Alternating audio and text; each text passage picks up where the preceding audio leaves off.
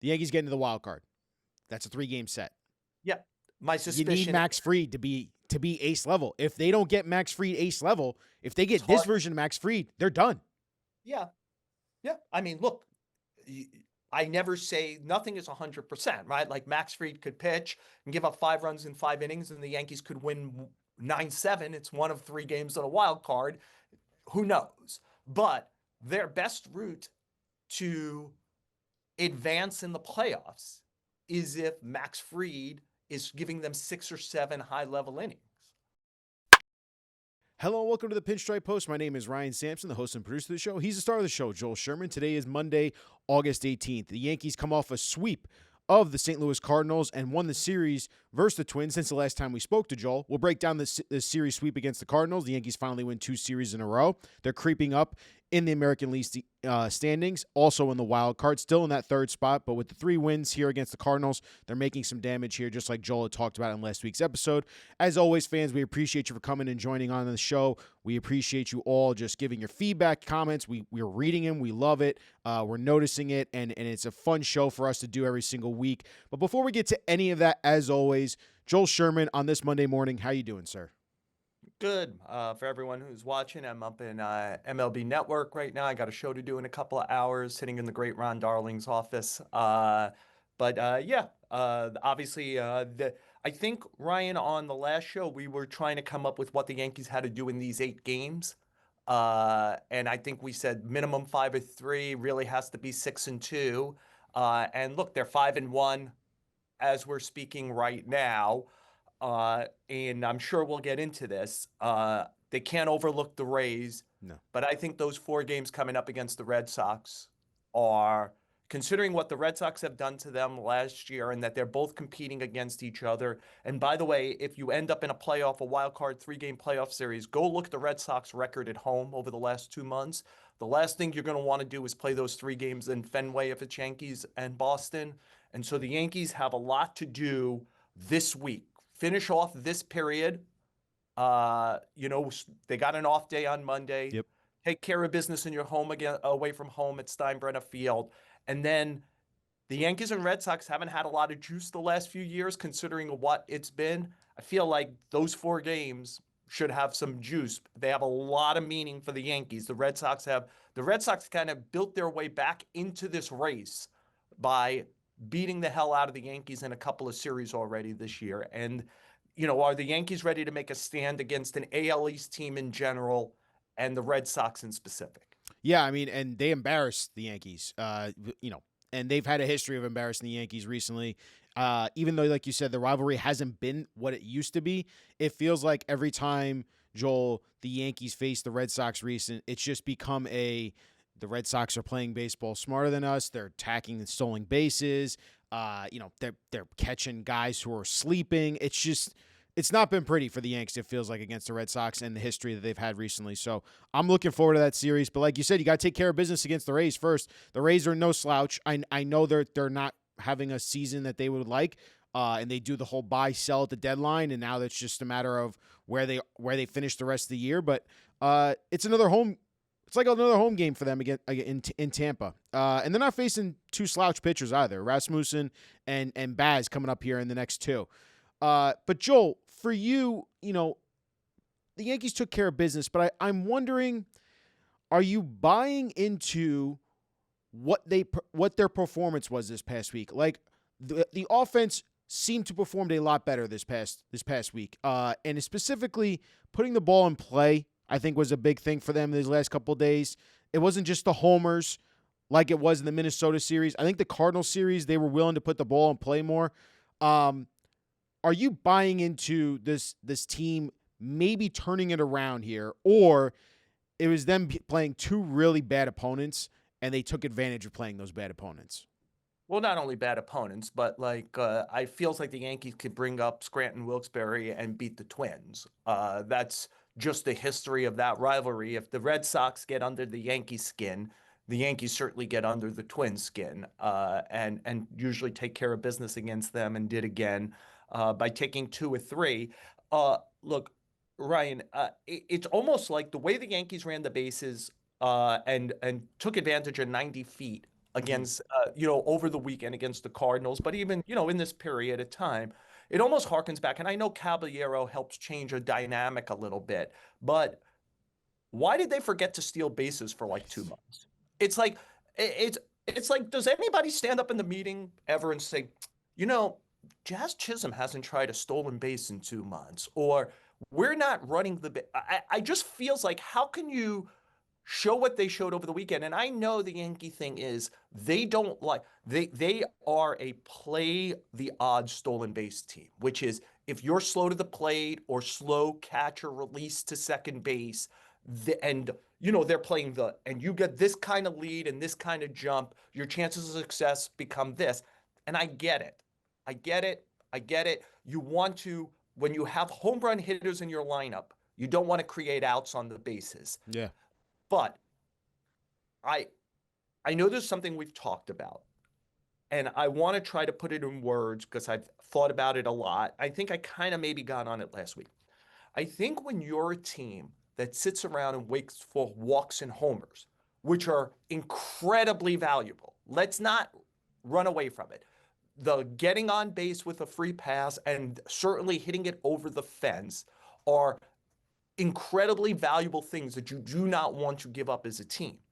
But they are, in a way, a walk for sure and a home run to some degree are kind of like passive wait for it acts. Yeah. And so, therefore, if you're not getting them, there's a lot of innings that are 1, 2, 3, move it along, 1, 2, 3, move it along. And it's passivity. And like, I would not play the game of Aaron Judge is up, I'm never trying a stolen base. Giancarlo Stanton's up, I'm never trying a stolen base. To me, stay aggressive because it's part of a sharp, stay in the game thing, which, we talk about the Yankees playing poorly, baseball poorly. And I think part of it is if you have this kind of passive attitude It of carries over. it carries over in everything you do instead of like being alert. And I would point out that they broke the game open in the top of the ninth yesterday with 4 runs, and Yep. it begins with Jose Caballero simply running hard. The Cardinals second baseman showed all Sajazi. weekend Oof. that guy is a terrible second baseman. And that's hey, if the ball gets hit to that guy, like if you should be running hard all the time. Yeah. But certainly run hard, put pressure on that guy. That guy does not want, that's like the little leaguer playing right field. That guy doesn't want the ball hit to him. And he showed it all weekend. And to me, the Caballero thing should encourage the team. Look at what can happen. It happens to you guys. It happens to, like the Yankees should say, it happens to us. Let's do it to somebody else. And they did it to the Cardinals over the weekend, where their aggression, they're adding 90 feet, Yeah. really was beneficial to sweeping a series. And, I went and looked. I think the Yankees pretty much could have a goal, and there's only September left. They should have 25 months every month, at least 25 homers, at least 25 steals. They're well on their way to doing that this month, in August. And that should be a goal, is just have a 25. Sometimes it'll be 32, 26, whatever it is. Like that's something that should be part of their mindset. Because if you just sit around and wait for walks and homers, a passivity comes into your whole spirit as a team that plays on both sides of the ball poorly.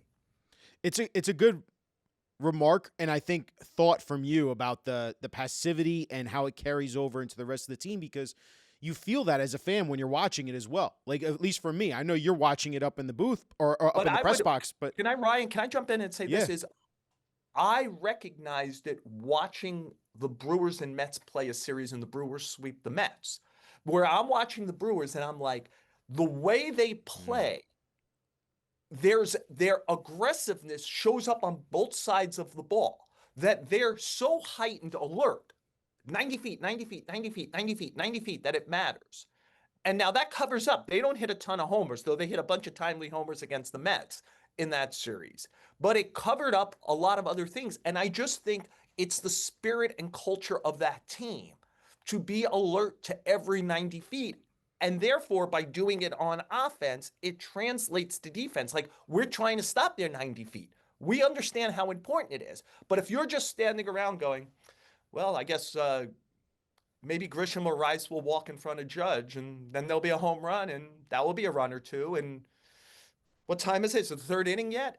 I think it kind of fills your spirit of who you are as a team. And I don't think the Yankees are a home run hitting team and need home runs to win.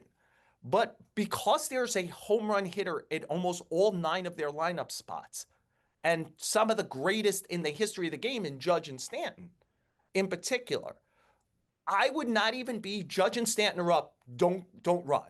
I'd be, if you think you could get 90 feet, take 90 feet.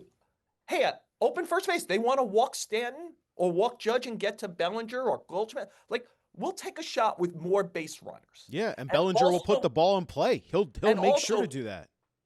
Like, stay sharp. Yeah. Stay sharp. Force the other team the other team is always forcing you to play baseball.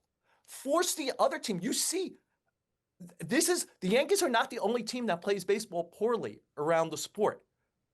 This is epidemic. I watch a lot of baseball that is not New York, and you will see a lot of it played poorly. We end up talking about the Yankees and Mets a lot in our newspaper and on our website, and the Yankees specifically here. And I hold the Yankees to a high grade because they're the Yankees.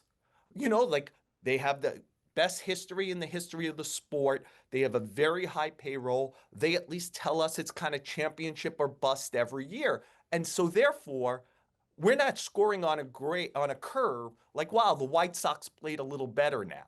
The Yankees need to play great. They're trying to get a parade. They haven't had a parade since 2009.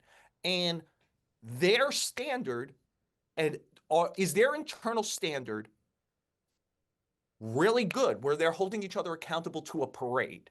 Because, like, yeah, they could, like, it's what Aaron Boone says a lot, where he'll say, like, well, actually our base running compared to the league. Screw the league.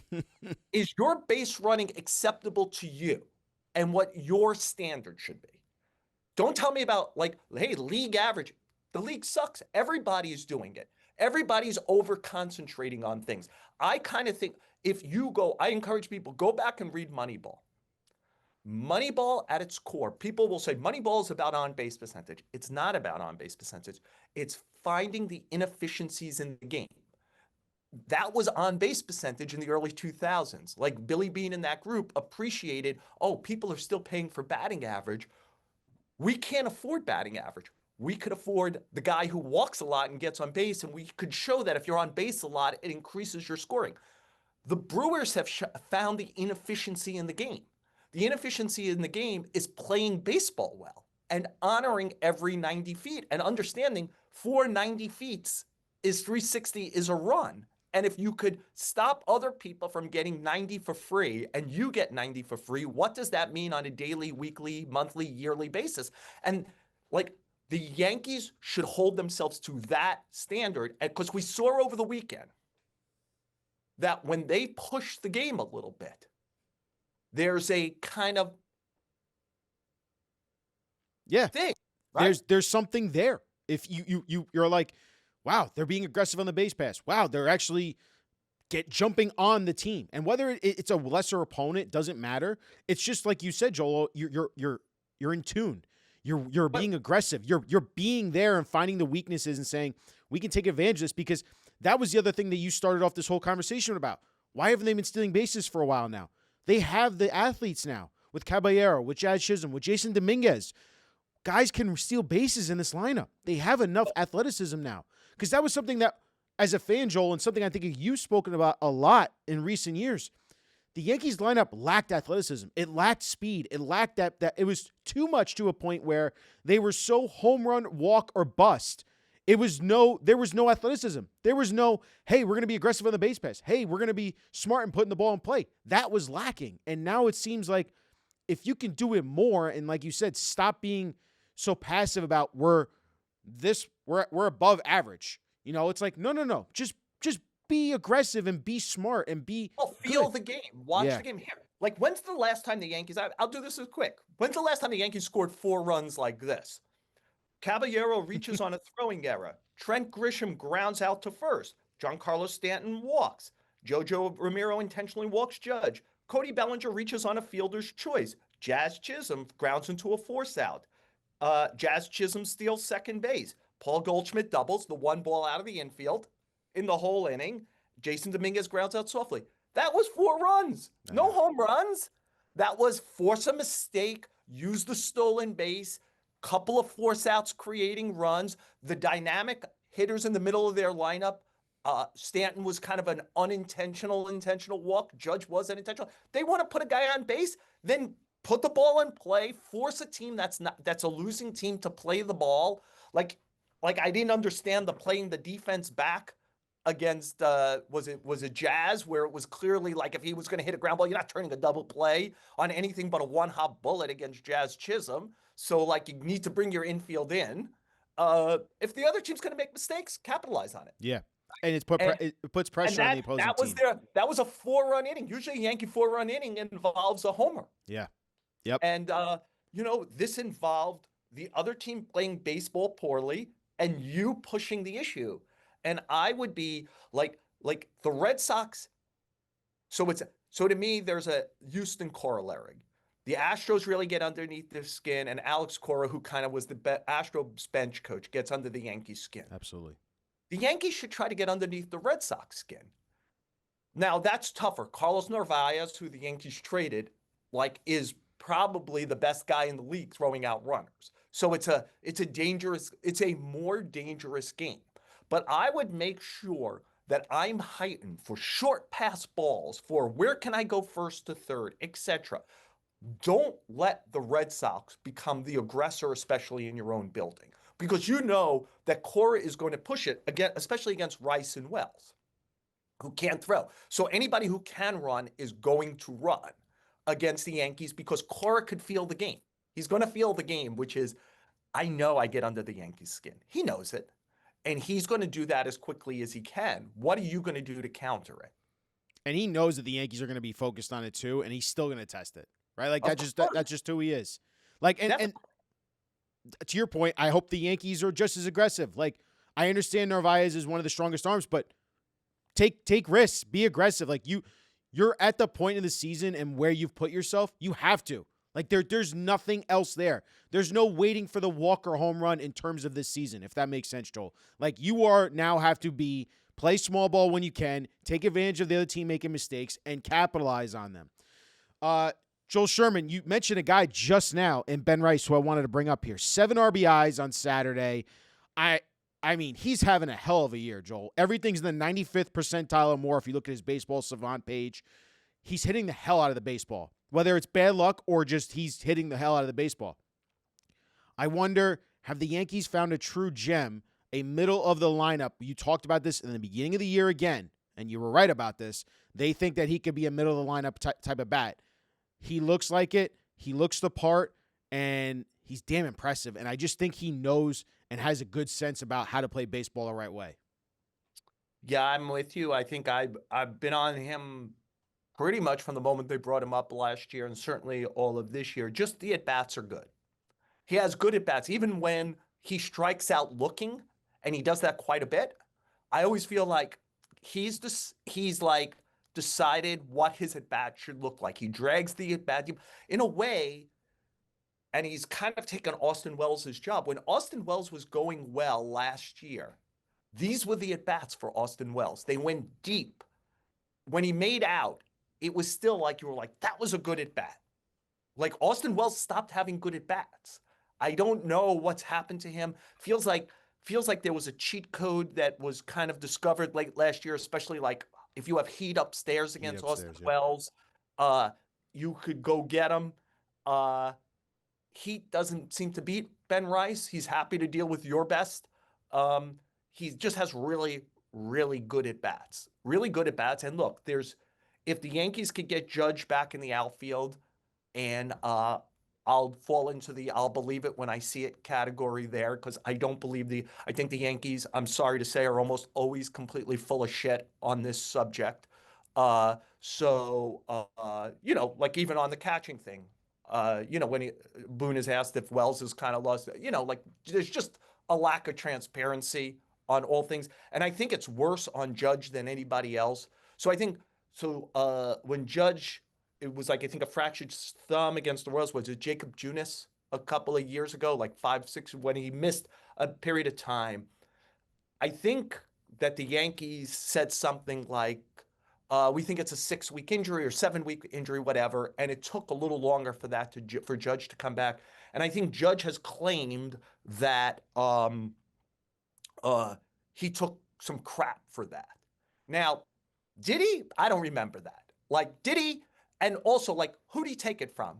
Bob 359 Yankee fan, Long Island, or from somebody legitimate? Like, if you go looking for reasons to have a chip on your shoulder and nonsense, you could always find it.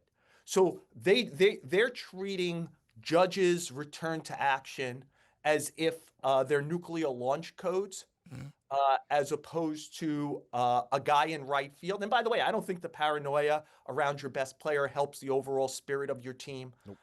Either. I think the captain of the team should realize that, and realize that, like, everyone who is mature beyond a kindergarten level will understand if the Yankees say, we think he's in a 7-day to 10-day period where he might be able to come back. And if there's a setback, then there's a setback. Say there's a setback. Hey, you had a setback. We're going to push it back a few days. Instead, it's all treated. It creates a tension that doesn't need to be there. It's an unforced error. It's an unforced error by around the most important player on the team, which, like, then there's trickle down where everyone feels they should protect this information again, like it's nuclear launch codes. It's not worth their time and energy. Somebody should stand up to Judge and on the team and say, come on, we let them know when Anthony Volpe's playing. We could let them know when you're the most important player in the sport. Like, let's let people in on, like, people want to buy tickets. Yeah. I'm coming down from Schenectady. Is Aaron Judge playing today? Like, people have a right to know this. This is commerce. If I buy a Broadway ticket, if I can know ahead of time if the star is going to be in the show or their understudy, it costs me a lot to spend the day there. So anyway, I went off topic a little bit there. But yeah. With Ben Rice. So Ben Rice. We were talking about Ben Rice. The reason why you went on Judge. Yes. If Judge could get out to right field. Correct. And you have the Judge Rice Stanton middle of the lineup. Now that's kind of very, like, old-fashioned, base at a time, pretty much middle of the lineup, but I'd still let the other team figure out how to navigate that. And I think what would be fascinating is, at full strength, has Rice now earned the get in the middle of that, as opposed to running Stanton and Judge Stanton back to back? Or is that only against righty starters? Whatever it is, I think the fact that we're talking about should Ben Rice be put in between these two guys says a lot about where Ben Rice has graduated the at-bats. Now, every team's going to go to school now on Ben Rice again. And he's made some adaptations to the adaptations already, and it's been pretty good. He's a tough out. You've got to make pitches to get him out. Yeah, and he's hitting he's hitting the ball hard, which I really appreciate, and he's putting it in play when he needs to.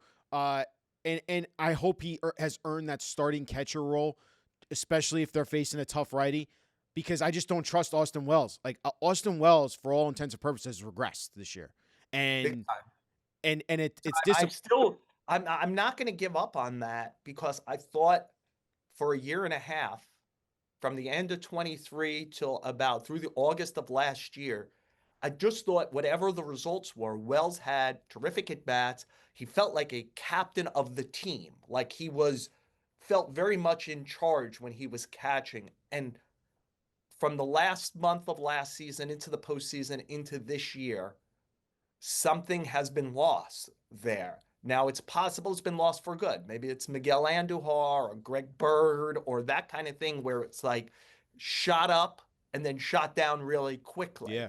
But the at-bats were really good for an extended period. And the feel of leadership as the catcher was really good for an extended period. And that's not one I would give up on, while understanding that these are precious games and Rice has now earned the right.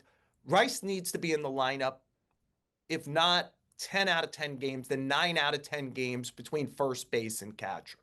Yeah, like, I think that's what he's earned. That's the other part of the equation, right, Joel? Because you mentioned the DH, you mentioned the middle of the lineup, but it's also the first base part, because he has that versatility to play first. While it's not a Gold Glove Paul Goldschmidt caliber, he can still play a solid first base. has he earned the right to play versus a tough righty at first base if you really wanted to get him in there no matter what? Yeah, I think he now starts 9 out of 10. Okay. Like, I think that there's a way that teams I remember, I wanna say it was the Cubs kinda overstacked their team one year with 10 guys who all should have been starters. And one of their people sat down and said, "What we're going to do is, like, I know it looks hard to you, but like the least any of these guys will do is play 7 out of 10 games. Here's how." And he showed me on a piece of paper how it could be done. And I think if you think of Dominguez, Grisham, Bellinger, Goldschmidt, Rice, like that combination, it's like, okay, Dominguez has probably reached a point where, especially if it's a lefty starter, he doesn't start. So he's 7 or 8 out of 10. Grisham is 7 or 8 out of 10. Bellinger and Rice are 9 or 10 out of 10. Like, what we've seen this season is the graduation of, like, Bellinger and Rice in particular, Yeah. of that group of players to play in the most games.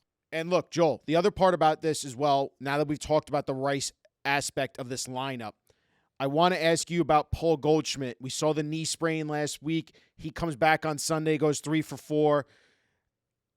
And Goldschmidt had struggled for the last couple of months. I wonder, do you still have confidence in him to be every day, even if it's a tough righty, he could still give you quality at bats?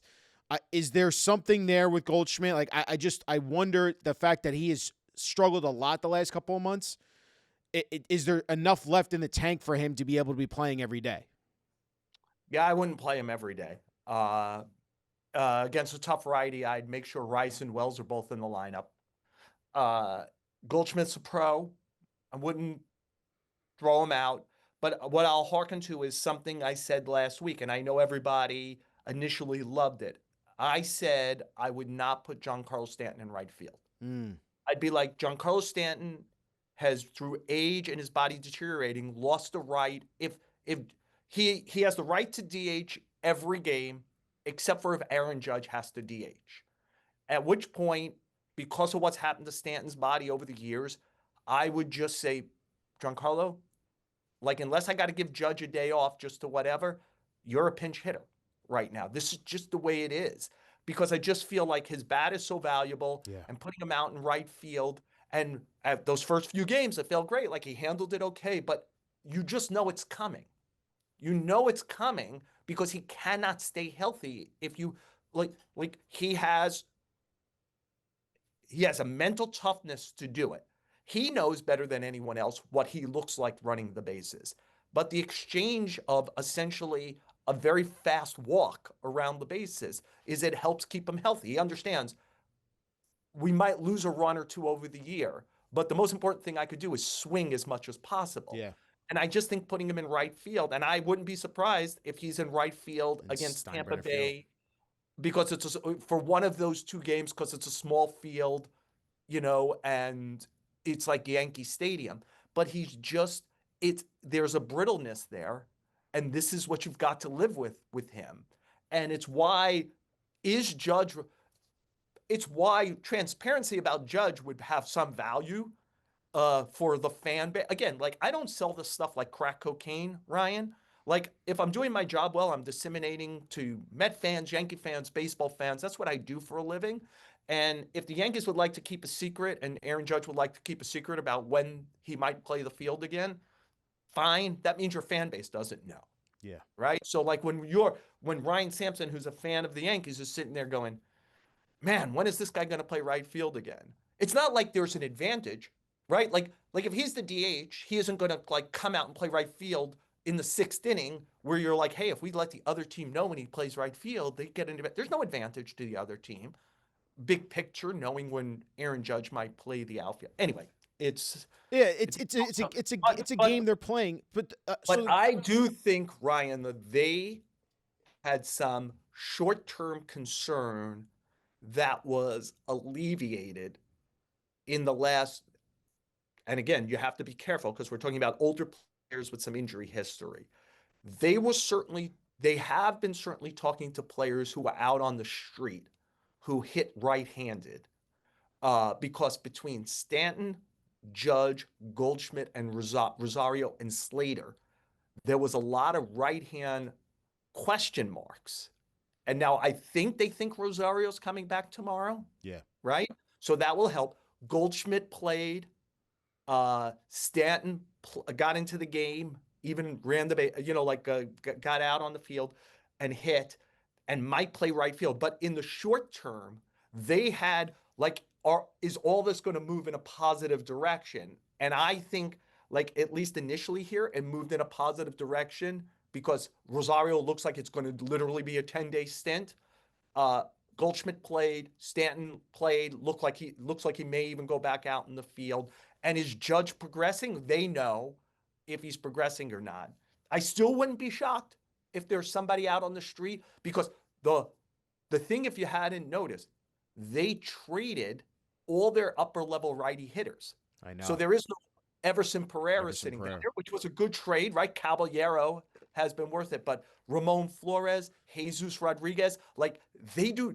Go look at their AAA roster. You'd have to bring up Jamar Candelario, maybe, who has been terrible this year. By the way, even in AAA. So I still wouldn't be surprised if they could find a right-hand hitter out on the street if they did that. But if you're on the street now, it probably says something about you. But they could even use a quadruple A player or two to stash for the worst case scenario at AAA, if somebody would go there and they could explain, hey, there might be opportunity here. Look at this ledger of older injured.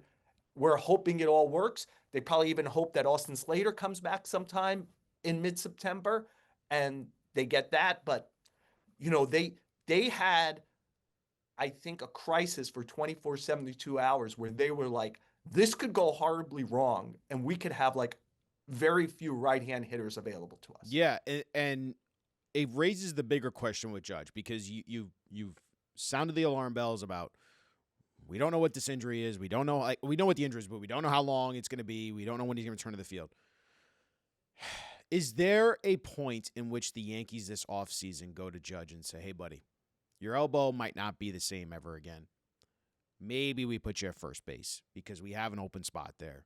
And maybe this is the best long-term spot for you, because I look at someone like Bryce Harper, who was a hell of an outfielder when he came up, had the Tommy John surgery, and then he converted himself into a heck of a first baseman. He's not Gold Glover, but he's a heck of a first baseman, because I also think he's a high baseball IQ, and he's all into the game, and he wants to win. And I know Judge is probably the same way, but there's also this hypersensitivity about Judge that, this aura of everything you just talked about, of the last time I had an injury, I didn't like the way the public handled it, or I got criticism for it. And he's an often injured player, whether it's running into a wall because you're playing hard, or something like this where you throw a ball that big and your elbow just can't handle it from right field. Could they put him at first base this offseason? Yeah, I don't think Judge is ready for that. I mean, I'd be surprised if he made that concession. The thing I would say is I wouldn't use Harper's a good analogy. And I think ultimately Judge, like, say, Mickey Mantle, will end up at first base. Like, at some point, I think his athleticism still allows him to play right field at a high level. What would concern me once you have that is the comparison I would make is Garrett Cole, which was like Garrett Cole had an elbow thing last year, and it held up long enough to get him through last season. But when I talked to him earlier this year, post him needing Tommy John surgery, he said to me, I kind of knew I was on borrowed time. Like that once you had this, it made him so much more susceptible to the bigger issue. And so the question I would ask, and I don't play doctor on TV or on Pinstripe Post, is the Yankees medical people will know, is the injury that Judge has a almost 100% precursor to Tommy John? And therefore, Judge has to be protected against himself now. And unless you would like to see him miss a significant period of time, then maybe a position change is needed to protect him against the now increased likelihood of the catastrophic injury, right? I don't know if that's the case. And again, I expect the Yankees and Judge to not be transparent on this issue at all. Um, so that's the big issue for me. In Cole's case, there was nothing he could do about it. He's a pitcher. It isn't like he could go to first base. He kind of knew down deep that there was probably, besides It's everything a else, he was at a couple of thousand innings as one of the foremost power pitchers in the history of the game. He knew, like in his soul. it's a And that's ticking why, time bomb.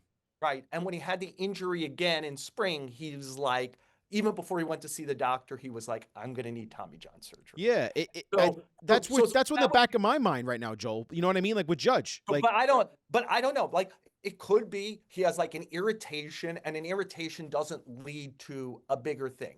Only the Yankees and their medical people will know this. So I don't know.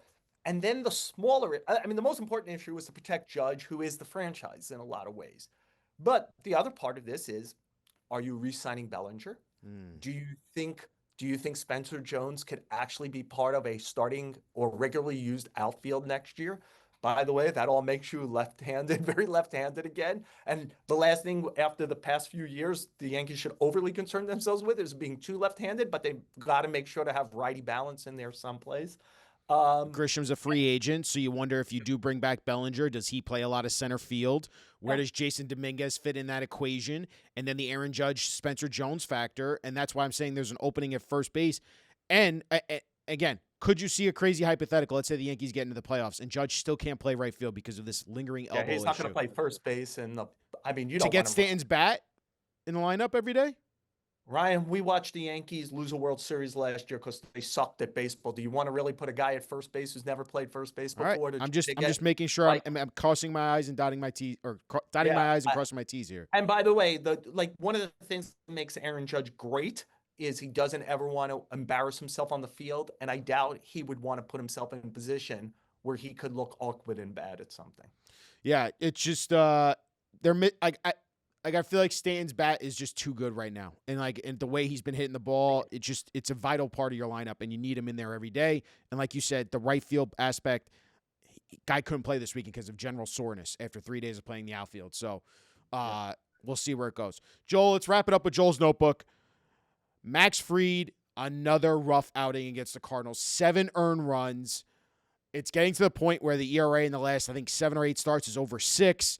I know you had said to me after he had this amazing start for the first couple months of the year, you're like, Ryan, like anything else, there's a point in time where the player is going to go back to his means and average. That average ERA needs to get back in the 3s because that's what he is. So he'll have a rough couple of months or starts here. Are you concerned long-term about Max Fried here? They signed him to an 8-year deal.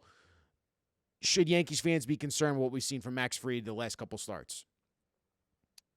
Sure. I mean, he just hasn't pitched well. He's claiming he's healthy. He's claiming this isn't a blister or exhaustion. Um, I would be concerned, certainly short term.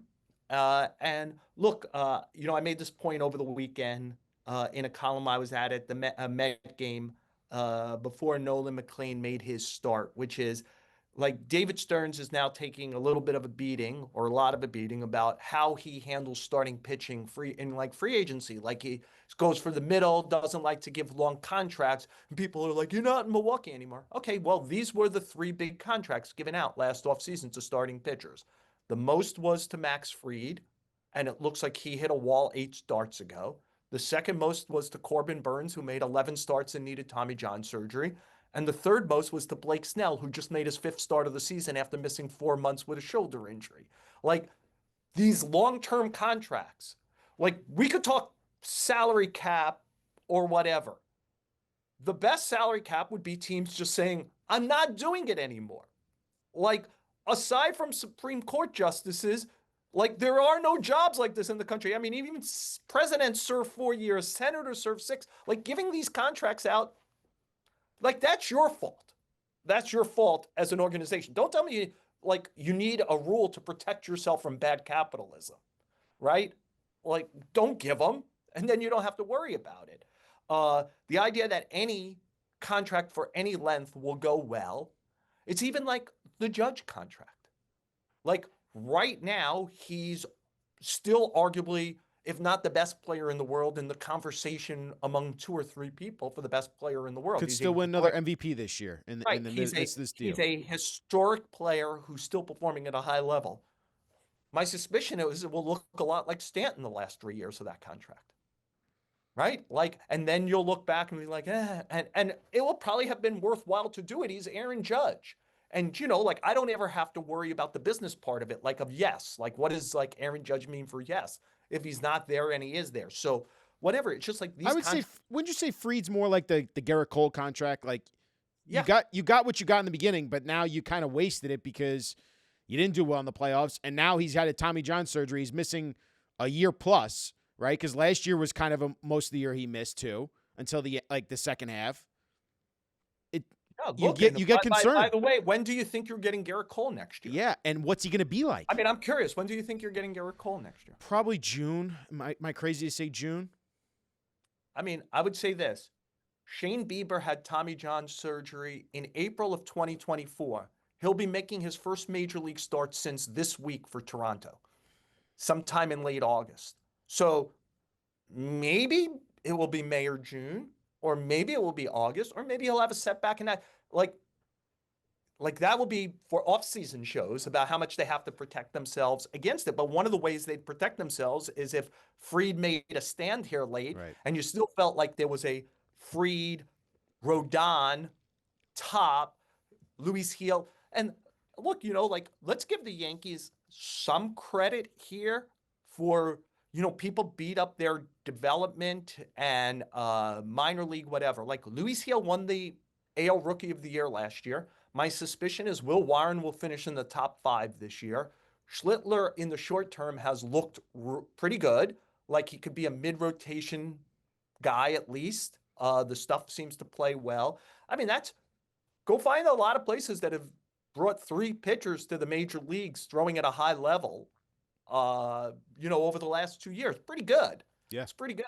And I think they feel like starting next year, they have another group of like the Cunningham, Hess, Rodriguez Cruz, LaGrange group that will be part of this. It's like if even I feel both the Mets and Yankees feel like they have young starting pitching coming. Now, sometimes that is Gooden, Darling, Sid Fernandez, and Rick Aguilera, and it works. Sometimes it's Generation K. It's Paul Wilson, Jason Isringhausen, and Bill Pulsifer, and it doesn't. Those are some names. Yeah, but I do think they've done well in this area. I think they're thin in 2025. Yeah. Right? I think that it might get better, though it's always hard to predict this. Because also, you got to assume Clark Schmidt won't pitch next year. Right. Oh, yeah. There's no way he's pitching next year. Right. Yeah. So, like, that's a guy. Like, I would even ask this question. And I don't mean I'm not going to ask the question because it will get aggregated. All right. He won't ask the question. But, Joel, I will ask you, though, for the follow-up. The Yankees get into the wild card. That's a 3-game set. Yeah. My suspicion. You need Max Fried to be ace level. If they don't get Max Fried ace level, if they get this version of Max Fried, they're done. Yeah. Yeah. I mean, look, I never say nothing is 100%, right? Like Max Fried could pitch and give up 5 runs in 5 innings and the Yankees could win 9-7. It's one of 3 games on a wild card. Who knows? But their best route to advance in the playoffs is if Max Fried is giving them 6 or 7 high-level innings, right? I mean, it's just obvious. It's like the Red Sox probably aren't going to do a lot of advancing if Garrett Crochet doesn't pitch well. Yeah. Like, I mean, this is just obvious stuff about any team. It's one of the things that should scare the hell out of everybody about the Dodgers again, right? The Dodgers slow played the season to make sure that they had healthy starters for the stretch run / October 1st. Well, if you've noticed, starting 3 turns ago when Blake Snell went back in the rotation, where it's Snell, Glasnow, Yamamoto, Kershaw, and who am I missing? One other guy, like their regular Ohtani. How did I miss that one? Ohtani. They've gone round and round now 3 turns. Suddenly they're not asking their bullpen to throw as many innings. So the bullpen has gotten a little better. And they've got like one of those rotations where it's like, well, Yamamoto didn't pitch well. I guess Glasnow didn't pitch well. Snell. like if you go and look at the Yankee dynasty, the like the 98 to 2000 group in particular, but even if you want to go 96 to 01, like there's no one reason why the Yankees were a dynasty. But one significant reason was in the postseason, it didn't matter where a series landed. Like a series ended and it was like Pettit pitched the clincher. Okay, Cone will start game one of the next series. Oh, Cone pitched the clincher. Orlando Hernandez will pitch the Hernandez pitched the clincher. Clemens will start. Like they always had somebody you wanted pitching a postseason game. Like aside from like Kenny Rogers and Denny Nagel in that period, they always had a guy start a game where the team was utterly confident that that guy could handle October and a good lineup. And that, because of starting pitching, the value of starting pitching has gone down. And what we ask of starting pitching, we just had a meeting at the at MLB Network for our show that's coming up, where we were asking about like who would be the starters in each league where you're like, God, we need that guy to pitch well. We need that Madison Bumgarner kind of thing. It's just that guy doesn't exist anymore. And it's why suddenly the Dodgers might have a big advantage again if they could actually get to October 1st with these 5 guys. And by the way, Roki Sasaki starting to throw rehab games again, though his last start, the first one I heard he was throwing 93, 94 and didn't do very well. But, you know, like they suddenly have the riches again in that area. So it's interesting. But the big picture question there is, can the Yankees win without Fried pitching at a high level? The answer is yes, because there's different ways to win. The Dodgers hardly had any starting pitching last year, and offense and bullpen themselves to a championship. So there's always a way to win, but it just makes the road that much more difficult. It makes it more Especially difficult, when and you it have gives other problems. Like length of bullpen is a problem for the Yankees. Yeah. Like it's feeling a little better right now if they could get the ball to Weaver Bednar. It feels better for them. And if they get Fernando Cruz back in the next couple of weeks, then you feel better too, because he's a high-end guy they like a lot. Yeah, we haven't seen him under big duress, but like there's interest. Hey, look, wouldn't give up. I'm going to be the last guy on Jonathan Loizaker Island because I think the guy has good fortitude and good stuff, and maybe it's just gone post-surgery, and I'll just have to come to that reality. But I've always liked the pitcher so much, it'd be hard for me to give up. And I know, here's the thing about him I know. He will not be afraid to pitch in a big spot. He might fail because maybe the stuff is just down now post-surgery, and it's either coming back slow or never coming back. But I'm going to always find him interesting until I stop finding him interesting. Yeah, I hear you, Joel. Listen, that's a show. We appreciate the fans, as always, for watching and tuning in for Pinstripe Post every single week. Joel, we appreciate you for all your insight and coming on and discussing all things Yankees baseball. We're looking forward to seeing how this week goes. Monster week for the Yanks in terms of the Rays and the Red Sox. I'm sure we'll have plenty to talk about next week, as always. Thank you so much, Joel. Thank you, Ryan, and thanks, everyone, for watching.